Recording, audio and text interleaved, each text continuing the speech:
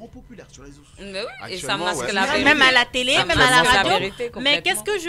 oui, à Mais la cause télé et de la radio, il ce... n'y a pas toujours accès. Alors que ton réseau social, tu le crées toi-même. Oui. Et tu crées ton accès. Surtout, il y a ce mystère qu'on a rendu autour du sexe, etc. Ce qui fait que quand c'est à poil, tout le monde court pour voir le mystère. Alors, qu'est-ce que je voulais dire? Vous êtes sûr que nous sommes sur les mêmes réseaux sociaux? Parce que, à mon avis, sur les réseaux sociaux, les gens ne se pressent pas de publier ce qui pourra les rendre honteux ou pas. Ils ont plutôt tendance à publier ce qu'ils jugent être une réussite sociale.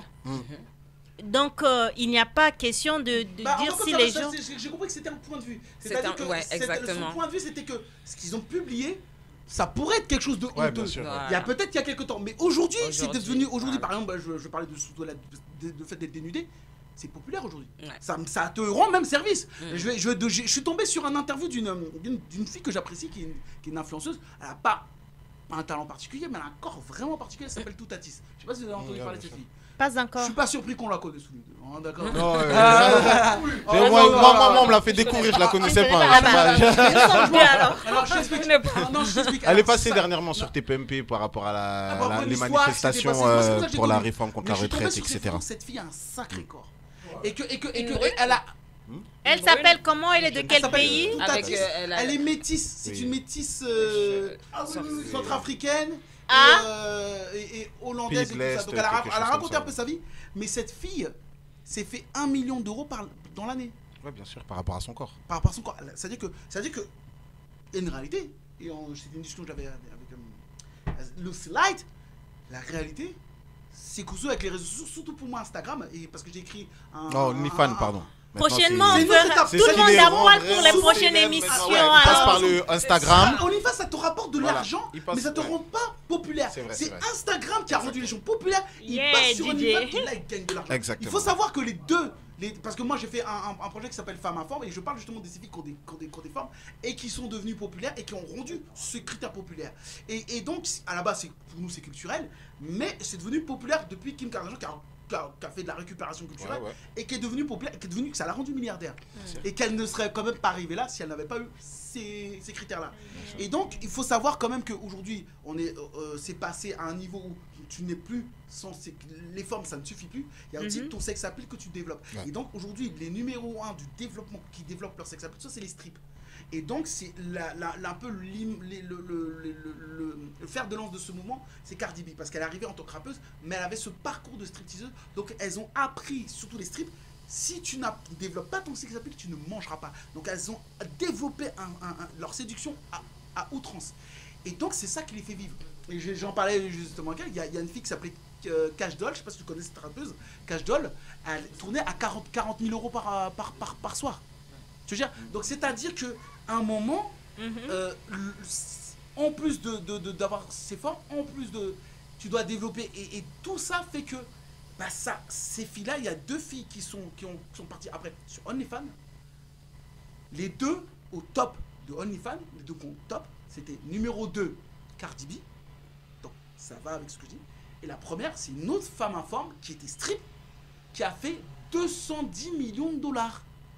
Et elle s'appelle, peut-être que vous la connaissez, Black China. Donc, il y a un moment où on va parler peut-être d'honte, mais quand cette fille va te dire, bah écoutez, Non mais là on parle plus d'ordre, on parle de commerce. Ton manager il vient, il s'assoit, il dit écoute-moi maintenant tu vends plus.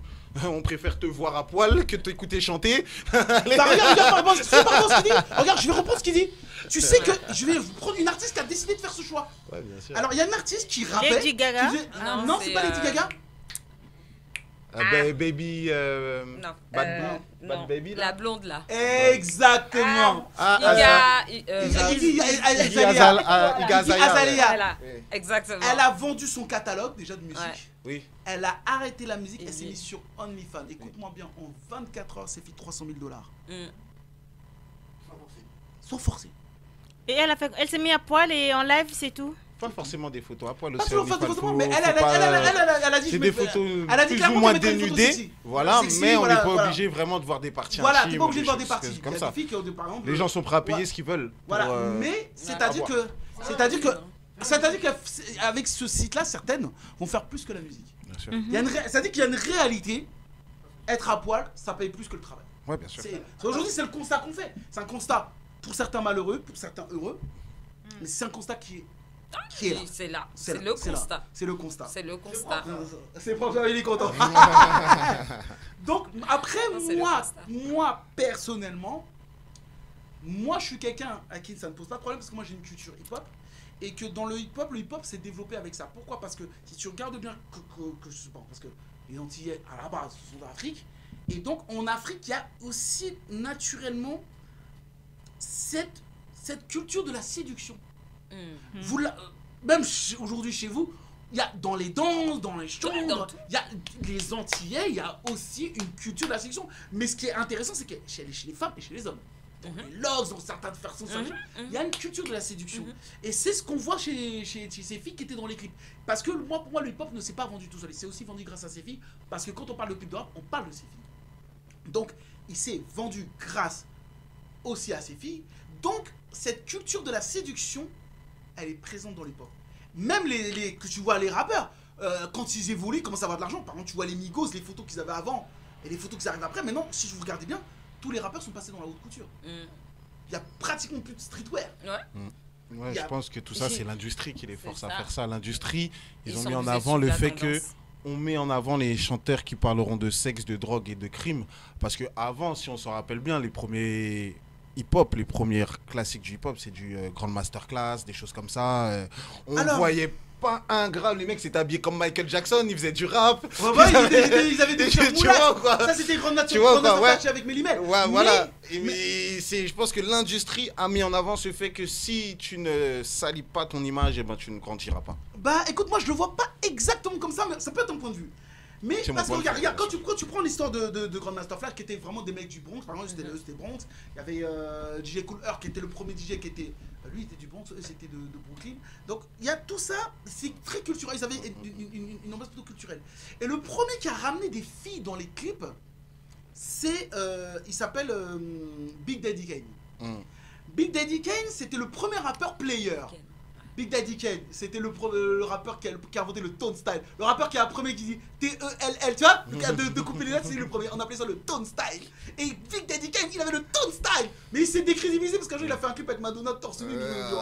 C'est bizarre ça. C'est comme ça que c'est un peu décrédibilisé. Et c'est lui qui a inspiré Jay-Z. Et Big Daddy Kane, c'était le player. Les cigares, les liasses, les meufs, et c'est le tout premier. Et sur Brooklyn, tout ça, c'était mieux un peu le plus influent. Ouais. Et cette image a plu, mais elle a été récupérée par un autre artiste qui l'a mis à 1 million de... C'est LL Cool J. LL Cool J, quand il a commencé, c'était un rappeur plutôt crooner. I need love. Il parlait aux meufs, les femmes, elles tombaient, ils étaient perturbés. Et ensuite, il est passé player. Donc cette image de mec à tout plein de meufs, il avait des sucettes, il parlait... Et il est devenu, à son époque, le rappeur le plus populaire. Tu vois? Donc ce qui se passe, c'est que un moment, c'est pas que en fait ils veulent salir l'image, c'est qu'à un moment, les Américains, ils sont ce qu'on appelle pragmatiques. Ça vend ou ça vend pas. Ouais, bien sûr. Alors, alors je me rappelle plus comment il s'appelle, c'est quelqu'un qui faisait des chroniques sur l'hip-hop. Il a dit bon voilà, je vais vous expliquer quelque chose parce qu'il y en a qui disent Nicki Minaj, marque de sexe et tout ça.